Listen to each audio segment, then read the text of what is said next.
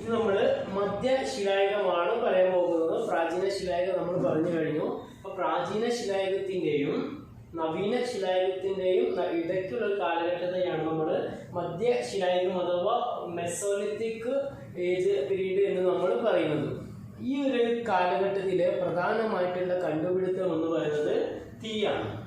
തീയുടെ കണ്ടുപിടുത്തത്തോട് കൂടിയിട്ട് പല രീതിയിലുള്ള പുരോഗമനങ്ങൾ മധ്യശിലായുഗ കാലഘട്ടത്തിലെ ജനവിഭാഗങ്ങൾക്ക് ഉണ്ടായി എന്നുള്ളതാണ് നമ്മൾ പ്രധാനമായിട്ട് പഠിക്കേണ്ട ഒരു കാര്യം. അതിനു മുൻപ് പ്രാചീന ശിലായുഗ കാലഘട്ടങ്ങളിൽ തീ കണ്ടുപിടിച്ചിട്ടില്ലായിരുന്നു. അപ്പോൾ തീയുടെ കണ്ടുപിടുത്തത്തോട് കൂടിയിട്ട് മൃഗങ്ങളെ ഭയപ്പെടുത്തുന്നതിന് വേണ്ടിയിട്ട് അവർ തീ ഉപയോഗിക്കാൻ തുടങ്ങി. വലിയ ആനകളൊക്കെ കാട്ടാനകൾ വരുന്ന സമയത്ത് തീ കൂട്ടിയിട്ട് കൊണ്ട് അത്തരം വന്യമൃഗങ്ങളെ ഭയപ്പെടുത്തുവാനും ഭക്ഷണം പാകം ചെയ്യാൻ, അതായത് മൃഗങ്ങളെ പിടിച്ചെടുത്തുകൊണ്ട് മൃഗങ്ങളെ വേവിച്ച് തിന്നുന്ന രീതിയിലേക്ക് മധ്യശിലായുഗ കാലഘട്ടത്തിലെ ജനങ്ങൾ മാറി എന്നുള്ളതാണ് ഈ കാലഘട്ടത്തിൻ്റെ മറ്റൊരു പ്രത്യേകത. തീയുടെ കണ്ടുപിടുത്തത്തോട് കൂടിയിട്ടാണ് ഇത്തരം ചരിത്രങ്ങളിൽ വലിയ വലിയ മാറ്റങ്ങൾ നമ്മൾ നേരിട്ട് തുടങ്ങിയിട്ടുള്ളത്. അപ്പം അതിന് വലിയൊരു ഒന്നാമതായിട്ടുള്ള മാറ്റം എന്ന് പറയുന്നത് മൃഗങ്ങളെ വേവിച്ച് തിന്നുന്ന ഒരു രീതിയിലേക്ക് ഈ വിഭാഗക്കാരെ മാറി എന്നുള്ളത് ഈ കാലഘട്ടത്തിൻ്റെ ഒരു പ്രത്യേകതയാണ്. പിന്നീടെന്ന് പറഞ്ഞാൽ തണുപ്പിൽ നിന്നും രക്ഷ നേടാൻ തീ കൂട്ടിയിട്ട് കത്തിച്ചിട്ട് അതിൻ്റെ മുൻപിൽ ഇരുന്നു കൊണ്ട് തണുപ്പിൽ നിന്നുമുള്ള രക്ഷയ്ക്ക് വേണ്ടിയിട്ട് അവർ തീ ഉപയോഗിച്ച് തുടങ്ങി എന്നുള്ളതും ഈ കാലഘട്ടത്തിലെ ജനങ്ങളുടെ മറ്റൊരു പ്രത്യേകതയാണ്. പിന്നീട് അവർ പല രീതിയിലുള്ള ഉപകരണങ്ങൾ ഉപയോഗിച്ച് തുടങ്ങി എന്നുള്ളതാണ് ഈ കാലഘട്ടത്തിൻ്റെ മറ്റൊരു പ്രത്യേകത. അതിലൊന്നാമത് കല്ലുകളും മൃഗങ്ങളുടെ അസ്ഥിയും ഉപയോഗിച്ച് കൊണ്ട് അറ്റം കൂർത്ത പല ആയുധങ്ങളും അവർ ഉണ്ടാക്കി തുടങ്ങി. ഇവർ തന്നെ വേട്ടയാടുവാനും അത്തരത്തിലുള്ള ആയുധങ്ങൾ ഉപയോഗിച്ച് തുടങ്ങി. കൂർത്ത കല്ലുകൾ കൊണ്ട് മൃഗങ്ങളെ ആക്രമിച്ച് കീഴ്പ്പെടുത്തുകയും ആ മൃഗങ്ങളെ അവർ ഭക്ഷിക്കുകയും അതിൻ്റെ രോമം അവർ തണുപ്പിൽ നിന്നും രക്ഷ നേടാനൊക്കെ ഉപയോഗിച്ചിരുന്നു. അതിനോടൊപ്പം തന്നെ മൃഗങ്ങളുടെ അസ്ഥി ഉപയോഗിച്ച് കൊണ്ട് അറ്റം കൂർത്ത പല ആയുധങ്ങൾ ആ കാലഘട്ടങ്ങളിൽ ഉണ്ടാക്കി തുടങ്ങി. അത്തരം ഉപകരണങ്ങളെയാണ് മൈക്രോലിത്തിക്സ് എന്ന് പറയുന്നത്. അല്ലെങ്കിൽ മധ്യശിലായുഗ കാലഘട്ടത്തിൽ ഇത്തരം ആയുധങ്ങൾ ഉപയോഗിച്ച ഒരു ചെറിയ കാലത്തെയാണ് നമ്മൾ മൈക്രോലിത്തിക്സ് എന്ന് പറയപ്പെടുന്നത്. അപ്പോൾ ഈ രീതിയിൽ ആയുധങ്ങൾ രൂപീകരിക്കാനും മൃഗങ്ങളുടെ അസ്ഥി, അതായത് അവരുടെ ബുദ്ധിയിലെല്ലാം പല വികാസങ്ങൾ വരികയാണ്. അത്രയും കാലം വരെ അവർ വേട്ടയാടിയിരുന്നു. എന്നാൽ എന്തുകൊണ്ട് മൃഗങ്ങളുടെ അസ്ഥി വെച്ച് നമുക്ക് ആയുധങ്ങൾ ഉണ്ടാക്കിക്കൂടാ എന്നൊരു ചിന്തയെല്ലാം ഈ കാലഘട്ടത്തിലാണ് വന്നത്. അപ്പോൾ ആ കാലഘട്ടത്തിൽ തീ നമുക്കറിയാം, കല്ലുകൾ കൂട്ടി ഉരസുമ്പോഴാണ് തീയുടെ ശകലങ്ങൾ വരുന്നത്, ചെറിയ സ്പാർക്ക് ഉണ്ടാവാറുണ്ട്. അപ്പോൾ അത്തരം കല്ലുകൾ കൂട്ടി ഉരസുന്നതിലൂടെയാണ് തീയെല്ലാം കണ്ടുപിടിക്കുന്നത്. ആ തീ വെച്ചിട്ടാണ് അവർ ഭക്ഷണം പാകം ചെയ്യുക എന്നിവിടെ പറയുന്നത് നമ്മൾ കഴിക്കുന്ന രീതിയിലുള്ള ഭക്ഷണമല്ല. കാട്ടിലെ മൃഗങ്ങളെ പിടിച്ചുകൊണ്ട് അവയെ ചെറിയ രീതിയിൽ വേവിച്ച് തിന്നുന്ന ആ ഒരു സിസ്റ്റമാണ് ഈ കാലഘട്ടങ്ങളിലെല്ലാം അവർ അനുവർത്തിച്ച് പോന്നിരുന്നത്. പിന്നീടുള്ള അതോട് കൂടിയിട്ട് മധ്യശിലായുഗം അവിടെ അവസാനിക്കുകയും പിന്നീടുള്ള കാലഘട്ടത്തെയാണ് നമ്മൾ നവീന ശിലായുഗം അഥവാ നിയോലിത്തിക് പീരീഡ് എന്ന് പറയപ്പെടുന്നത്. ഈ ഒരു കാലഘട്ടമായപ്പോഴേക്കും ആദിമ നിവാസികൾ ഒന്നുകൂടി മെച്ചപ്പെടുന്ന രീതിയിലേക്ക് മാറുകയുണ്ടായി. നമുക്കറിയാം, മനുഷ്യ സമൂഹങ്ങൾ രൂപപ്പെട്ടത് തന്നെ കൃഷിയുടെ ആവിർഭാവത്തോട് കൂടിയിട്ടാണ്. അപ്പോൾ ഈ കാലഘട്ടം വരെ ജനങ്ങൾ പ്രത്യേകിച്ച് ഒരു ഭാഗത്ത് തിങ്ങിക്കൂടിയിട്ടില്ല. അവർ കാടുകളിൽ നിന്ന് കാടുകളിലേക്കും നദീതീരത്ത് നിന്ന് നദീതീരങ്ങളിലേക്കും കുന്നുകളിൽ നിന്ന് കുന്നുകളിലേക്ക് ചേക്കേറുകയാണ്.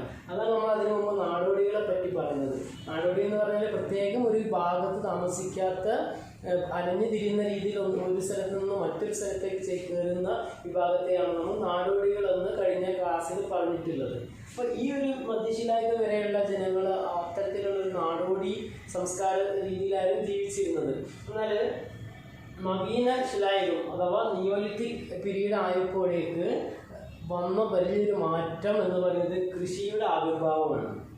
ഈ ഒരു കാലഘട്ടമായപ്പോഴേക്കാണ് അവർ നായാട്ടും അതുപോലെ വേട്ടയാടലും ഇരകളെ തേടി കാടുകളിൽ നിന്ന് കാടുകളിലേക്ക് ചേക്കേറുന്നതിന് പകരം ഭക്ഷ്യ ഉൽപാദനം അവിടെ തുടങ്ങുന്നത് നവീന ശിലായുഗ കാലഘട്ടത്തിലാണ്. അതായത് കൃഷി അവിടെ ആരംഭിക്കുകയാണ്.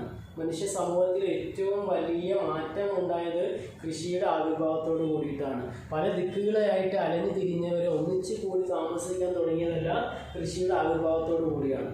കാരണം അവർ കൃഷി തുടങ്ങിയ സമയത്ത് ആ കൃഷി സംരക്ഷിക്കേണ്ടതായിട്ട് വന്ന്, നമുക്കറിയാം, നമ്മളൊരു ചെടി നടുകയാണെങ്കിലോ ഒരു കാർഷികപരമായിട്ട് ബന്ധപ്പെട്ട ഒന്നിന് തുടക്കം കുറിക്കുമ്പോൾ അതിന് വെള്ളം നനയ്ക്കണം, അത് നശിക്കുന്നുണ്ടോ നോക്കണം, കാറ്റടിക്കുന്ന സമയത്ത് അതിനെ സംരക്ഷിക്കണം, അതിന് താങ്ങ് കൊടുക്കണം. അതുപോലെ തന്നെ മറ്റുള്ള മൃഗങ്ങൾ കൃഷി നശിപ്പിക്കാൻ വരുന്നുണ്ടോ എന്നൊക്കെ നോക്കേണ്ടത് കാർഷിക വൃത്തിയുടെ പല ഭാഗങ്ങളാണ്. അപ്പോൾ ഈ രീതിയിൽ അവർ കൃഷി തുടങ്ങിയ സമയത്ത് കൃഷി സംരക്ഷിക്കുന്നതിൻ്റെ ഭാഗമായിട്ടും മൃഗങ്ങളിൽ നിന്നെല്ലാം കൃഷിയെ സംരക്ഷിക്കുന്നതിന് വേണ്ടിയിട്ട് അവർ കുടിലുകൾ കെട്ടിയിട്ട് അവിടെ താമസം തുടങ്ങി. കൃഷി നടത്തുന്ന ആ പ്രദേശത്തിൻ്റെ അടുത്ത് തന്നെ കൃഷിയെ നോക്കുവാൻ വേണ്ടിയിട്ട് ആ കൃഷി ചെയ്യുന്ന വിളകൾ സംരക്ഷിക്കുന്ന ഭാഗമായിട്ട് അവർ കുടില് കെട്ടുകയും ആ കുടില് കെട്ടിയിട്ട് അവിടെ താമസിക്കാനും തുടങ്ങി. ആ താമസം ഒന്നിച്ചുള്ള ഒരു താമസമാവുകയും പരസ്പര സഹായം ആരംഭിക്കുകയും ചെയ്തു. അത്രയും കാലം വരെ അവർ എന്താ പറയുക, പ്രത്യേകിച്ച് വികാരങ്ങളൊന്നും ഇല്ലാത്തവരായിരുന്നു. അവർ സ്വയം സെൽഫിഷായിക്കൊണ്ട് ജീവിക്കുക, കൂട്ടമായിട്ടുള്ള ഒരു ജീവിതമൊന്നും ആടില്ലായിരുന്നു. എന്നാൽ നവീന ശിലായുഗമായപ്പോഴേക്ക് കൃഷി ആരംഭിക്കുകയും ആ കൃഷി സംരക്ഷിക്കുന്നതിന് വേണ്ടിയിട്ട് കുടില് കെട്ടുകയും ഈ കുടില് കെട്ടുന്നതോട് കൂടിയിട്ടാണ് ഇന്നത്തെ നമ്മുടെ കാലങ്ങളിലെ വീട് എന്നൊരു സങ്കല്പമെല്ലാം നവീന ശിലായുഗത്തിലാണ് ഉണ്ടായി തുടങ്ങിയത്. അതിനു മുൻപുള്ള ആളുകളൊന്നും വീടുകളൊന്നും ഇല്ലായിരുന്നു. അവർ കാട്ടിൽ മരത്തിൻ്റെ ചുവട്ടിൽ ഏതെങ്കിലും ഒരു ഗുഹയിലൊക്കെയാണ് അവർ താമസിച്ചിരുന്നത്. എന്നാൽ നവീന ശിലായുഗത്തിൽ കുടില് നിർമ്മിച്ചു, അതുപോലെ അവർ താമസിക്കാൻ തുടങ്ങി. ജനങ്ങൾ കൂട്ടമായിട്ട് താമസിക്കാൻ തുടങ്ങി. കൂട്ടമായിട്ട് താമസിക്കുന്നതിലൂടെ അവർ പരസ്പരം ആശ്രയിക്കാനും പരസ്പരം സഹായിക്കാനും തുടങ്ങി. അതിലൂടെയാണ് ആദ്യമായിട്ട് ഗ്രാമങ്ങൾ രൂപപ്പെടുന്നത്. ഇങ്ങനെ കൃഷിയുടെ ഭാഗമായിട്ട് കുടില് വെച്ച് താമസിച്ച് ഒരു കൂട്ടമാവുകയും അത്തരത്തിലുള്ള ഗ്രാമങ്ങൾ രൂപപ്പെടാൻ തുടങ്ങിയതെല്ലാം നവീന ശിലായുഗ കാലഘട്ടത്തിലാണ്. പിന്നീട് അതുവരെ നമ്മൾ പറഞ്ഞു അവർ മൃഗങ്ങളെ വേട്ടയാടി പിടിക്കുകയും അതിൻ്റെ മാംസം വേവിച്ച് തിന്നുകയെല്ലാം ആ കാലഘട്ടങ്ങളിൽ ചെയ്തിരുന്നു. എന്നാൽ നവീന ശിലായുഗമായപ്പോഴേക്ക് അവർ മൃഗങ്ങളെ വളർത്താൻ തുടങ്ങി. പാലിന് വേണ്ടിയിട്ടും മാംസത്തിന് വേണ്ടിയിട്ടും മൃഗങ്ങളെ വളർത്താനൊക്കെ തുടങ്ങിയത് നവീന ശിലായുഗ കാലഘട്ടങ്ങളിലാണ്. ഇന്ന് നമ്മൾ മൃഗങ്ങളെ വീട്ടിൽ വളർത്താറുണ്ട്. എന്നാൽ അതിൻ്റെ തുടക്കം എന്ന് പറയുന്നത് നവീന ശിലായുഗഘട്ടത്തിലെ ജനവിഭാഗങ്ങളാണ്. ഒരു സമൂഹമായിട്ട് ജീവിക്കാൻ തുടങ്ങിയതും ഗ്രാമങ്ങൾ രൂപം കൊണ്ടതും താമസവും കുടിലും ഒന്നിച്ചുള്ള താമസ രൂപം കൊണ്ടതും അതുപോലെ തന്നെ മൃഗങ്ങളെ വളർത്താൻ തുടങ്ങുന്നതും നവീന ശിലായുഗ കാലഘട്ടത്തിലേക്കാണ്. അപ്പോൾ ഇവിടെ വ്യാപാരവും അതുപോലെ തന്നെ ഭക്ഷ്യോൽപാദനത്തിനൊക്കെ ഭാഗമായിട്ടുള്ള വലിയ വലിയ മാറ്റങ്ങൾ നേരിടാൻ തുടങ്ങി. പിന്നീട് അവർ എന്താണെന്ന് പറയുക, കൃഷിക്ക് വേണ്ടിയിട്ടുള്ള പല ആയുധങ്ങൾ രൂപീകരിക്കുകയുണ്ട്. അപ്പോൾ നമ്മൾ മണ്ണ് കിളയ്ക്കുവാൻ കുഴിക്കുവാനൊക്കെ വേണ്ടിയിട്ട് പല ആയുധങ്ങൾ വേണം. അപ്പോൾ മൃഗങ്ങളെ വേട്ടയാടുന്ന വേണ്ടിയിട്ട് മധ്യശിലായുഗത്തിൽ മൃഗങ്ങളുടെ അസ്ഥിക്ക് ഉപയോഗിച്ച് പല ആയുധങ്ങൾ ഉപയോഗിച്ചിട്ടുണ്ടെങ്കിൽ കൂടി നവീന ശിലായുഗമായപ്പോഴേക്ക് കൃഷിക്ക് ആവശ്യമായിട്ടുള്ള പല ആയുധങ്ങൾ ഉപയോഗിക്കാൻ തുടങ്ങും. പിന്നെ ആ ഒരു കാലഘട്ടത്തിലാണ് ചക്രത്തിൻ്റെ കണ്ടുപിടുത്തം എന്ന് പറയുന്നത്. ഗതാഗതത്തെ ഒരു വണ്ടി എന്ന് പറയുന്ന രീതിയിൽ ചക്രത്തിനെ കണ്ടുപിടുത്തം ആ കാലഘട്ടങ്ങളിൽ ഉണ്ടായി. അതിൻ്റെ ഉപയോഗത്തോടെ കറങ്ങുന്ന ഒരു ഉപകരണം നമ്മൾ കാണുന്ന ചക്രമായിരിക്കും ഒരു പക്ഷേ ഉള്ളുന്ന രീതിയിലുള്ള എന്തെങ്കിലും ഒന്നായിരിക്കും ഈ ചക്രം കൊണ്ട് ഉദ്ദേശിക്കുന്നത്. ആ ചക്രത്തിൻ്റെ കണ്ടുപിടുത്തത്തോട് കൂടിയിട്ടാണ് അവർ കപ്പി എന്ന് പറയുന്ന സംഭവം ഉപയോഗിക്കാൻ തുടങ്ങിയിട്ടുള്ളത്. കപ്പി എന്ന് പറഞ്ഞാൽ നമുക്കറിയാം, കിണറ്റിൽ നിന്ന് നമ്മൾ വെള്ളം കോരാൻ ഉപയോഗിക്കുന്നതാണ് കപ്പി, കയർ.